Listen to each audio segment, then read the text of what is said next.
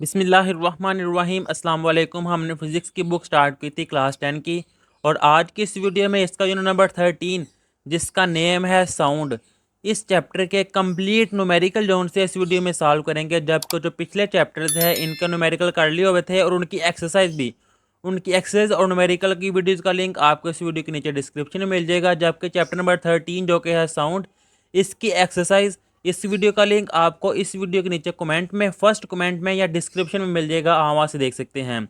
अब जैसे कि टाइम वेस्ट किए बगैर आपको पढ़ाया जाता है, तो टाइम वेस्ट किए बगैर वीडियो को स्टार्ट भी करते हैं। ये देखें, फर्स्ट वाला न्यूमेरिकल सबसे पहले ये करते हैं जो कि है एट अ पार्टिकुलर टेम्परेचर, कि किसी पार्टिकुलर टेम्परेचर पर the speed of sound in air is 333 metre per second, कि साउंड की जो स्पीड है ना हवा में वो इतनी है। तो सबसे पहले मैं गिवन डाटा में ये लिख लेता हूँ कि स्पीड ऑफ साउंड कितनी है, 333 metre per second. If the wavelength of the sound wave is 3 centimetre, जबकि मुझे वेवलेंथ भी दी हुई है और मैंने बताया था कि स्पीड को डिनोट करते हैं v से और वेवलेंथ को डिनोट करते हैं लैम्डा से, और कितनी है 3 सेंटीमीटर। आगे मैं बाद में रीड करता हूँ, पहले इस सेंटीमीटर को मैं मीटर में कन्वर्ट कर देता हूँ, और वो भी मैंने आपको सिखाया हुआ है। सेंटीमीटर को मीटर में कन्वर्ट करने के लिए 100 से डिवाइड करते हैं तो वो मीटर में कन्वर्ट हो जाता है। तो ये देखिए 3/100 वो आ जाएगा 0.03 मीटर। ये लैम्डा की वैल्यू आ गई है, चाहे कैलकुलेटर पे डिवाइड करके देख लें बेटा, यही आंसर आएगा।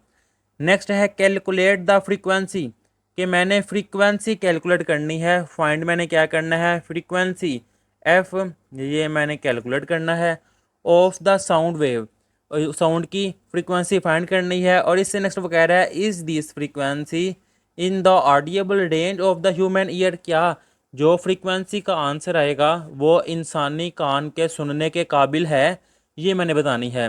यानी कि एक तो फ्रीक्वेंसी और दूसरा मैंने बताना है आंसर, वो मैं बाद में बताता हूँ कि क्या है उसका मतलब। पहले फ्रीक्वेंसी फाइंड कर लेते हैं, यह कैलकुलेशन की हेडिंग दूंगा।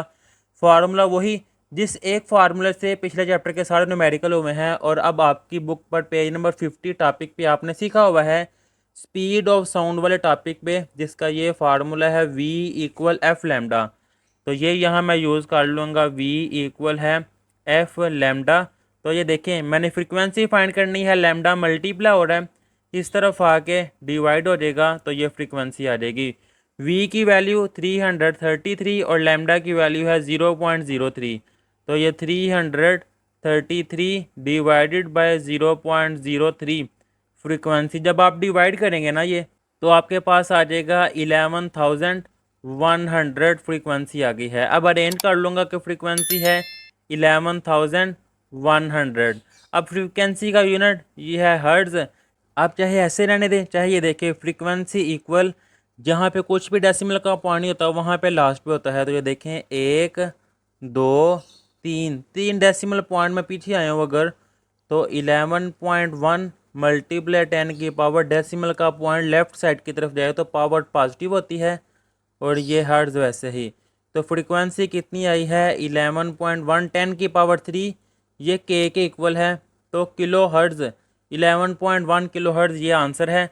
और यहाँ पर देखें 11 किलो हर्ट्ज़ है, चाहे 11.1 लिख ले, इशू कोई नहीं है, गलत नहीं है। लेकिन अगर आप 11 किलो हर्ट्ज़ भी लिख दें ये भी ठीक है। लेकिन बेटा अगर आप पेपर में, क्योंकि पेपर में आपके पास आंसर नहीं लिखा होना, अगर आप ये भी पेपर में लिखेंगे तो गलत नहीं है, ये भी इसका करेक्ट आंसर है। अब इसने देखिए क्या कहा हुआ है कि बताएं क्या ये जो मेरे पास फ्रीक्वेंसी आई है इंसानी कान के सुनने की समात के लिए है, तो बिल्कुल है, क्योंकि इंसानी कान कितनी फ्रीक्वेंसी सुन सकता है, तो वो 20 हर्ट्ज़ से लेकर 20,000 हर्ट्ज़ तक सुन सकता है। तो फिर इस लिहाज से लास्ट में यहाँ मैं लिख दूंगा फिर कि since the human range is 20 hertz to 20,000 hertz, so this frequency is audible, क्योंकि ये फ्रीक्वेंसी जौन सी है वो सुन सकता है इंसान।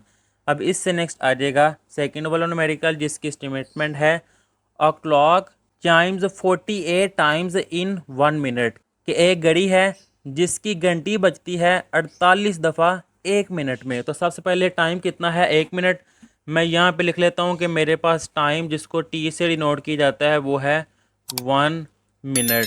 और नंबर ऑफ टाइम्स कितनी है, घंटी बजने की तादाद कितनी है 48, तो यहाँ मैं लिख दूँगा 48। अब इससे नेक्स्ट ये देखिए 1 मिनट, 1 मिनट में कितने सेकंड होते हैं, 1 मिनट में 60 सेकंड होते हैं, वो मैंने यहाँ पे लिख दिया है। नेक्स्ट है calculate the frequency and period of the Chimes, कि मैंने क्या फाइंड करनी है। एक तो मैंने फ्रीक्वेंसी जिसको एफ से डिनोट करते हैं ये फाइंड करना है, और दूसरा मैंने टाइम पीरियड जिसको कैपिटल टी से डिनोट करते हैं ये फाइंड करना है। मिक्स नहीं कर देना, सिंपल टाइम को स्मॉल टी से डिनोट करते हैं और टाइम पीरियड को कैपिटल टी से डिनोट करते हैं। अब ये देखें फ्रीक्वेंसी फाइंड करनी है। अब बेटा यहाँ पे मैं आपको और चीज़ समझाना चाहूँगा एक कैलकुलेशन में। अगर आप यहाँ पे लिखे ना कि फ्रीक्वेंसी जो फार्मूला फर्स्ट वाले न्यूमेरिकल में किया है use v equal f lambda, यहाँ से फ्रीक्वेंसी अगर फाइंड करूँ तो आ जाएगा वी ओवर लैम्डा, ये फ्रीक्वेंसी का फार्मूला।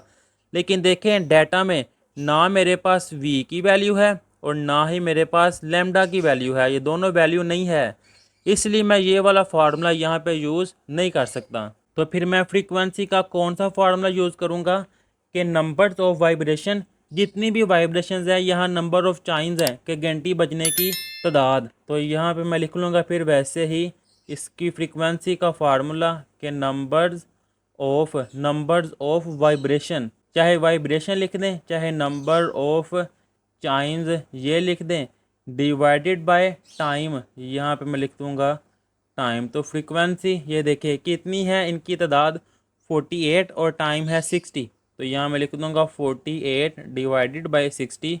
तो जब आप इनको डिवाइड करेंगे तो आपके पास आंसर आ जाएगा 0.8 हर्ट्ज़। ये फ्रीक्वेंसी का आंसर आ गया है। ये मैंने एक चीज़ फाइंड कर ली है। अब क्या फाइंड करना है, टाइम पीरियड। तो आपने पिछले चैप्टर में पढ़ा है कि जब फ्रीक्वेंसी हो तो टाइम पीरियड होता है 1 ओवर फ्रीक्वेंसी। तो ये देखिए टाइम पीरियड 1 ओवर फ्रीक्वेंसी की वैल्यू क्या है, 0.8। तो 1 ओवर 0.8 तो वो आ जाएगा 1.25 और टाइम पीरियड का यूनिट सेकंड। तो ये दूसरे का भी आंसर आ गया, ये देख लें दो आंसर लिखे हुए हैं वो फाइंड कर लिए हुए हैं। अब इससे नेक्स्ट आ जाएगा थर्ड वाला numerical, a corn hard emits a sound with a wavelength of 0.5 metre, के एक कार है जिसकी जो हार्ड है ना उसके साउंड की आवाज़ ख़त्म हो जाती है वेवलेंथ 0.5 मीटर, इतनी उसकी वेवलेंथ है। तो वेवलेंथ जिसको लैम्डा से डिनोट करते हैं वो है 0.5 metre. If the speed of sound in air is 340 metre per second, तो स्पीड मेरे पास दी हुई है कितनी, 340 मीटर पर सेकेंड।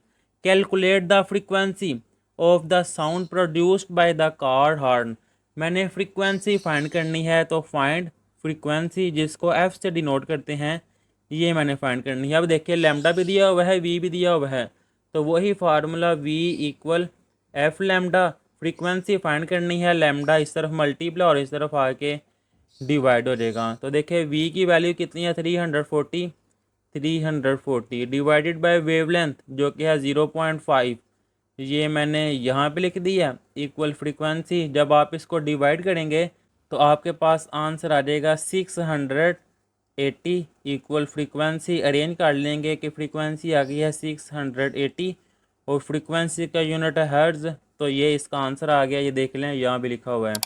अब इससे next numerical number 4, a wave travel with a speed of 500 metre per second. तो सबसे पहले इतना डाटा ही लिख लेते हैं कि स्पीड मेरे पास कितनी दी हुई है 500, तो स्पीड जिसको v से डिनोट करते हैं वो आ जाएगा 500 metre per second, and has a wavelength of 2 metres, और उसकी वेवलेंथ भी दी हुई है जिसको लैम्डा से डिनोट करते हैं वो है 2 metre. Calculate the time period of the wave, क्या मैंने फाइंड करना है टाइम पीरियड जिसको कैपिटल टी से डिनोट करते हैं, ये मैंने फाइंड करना है।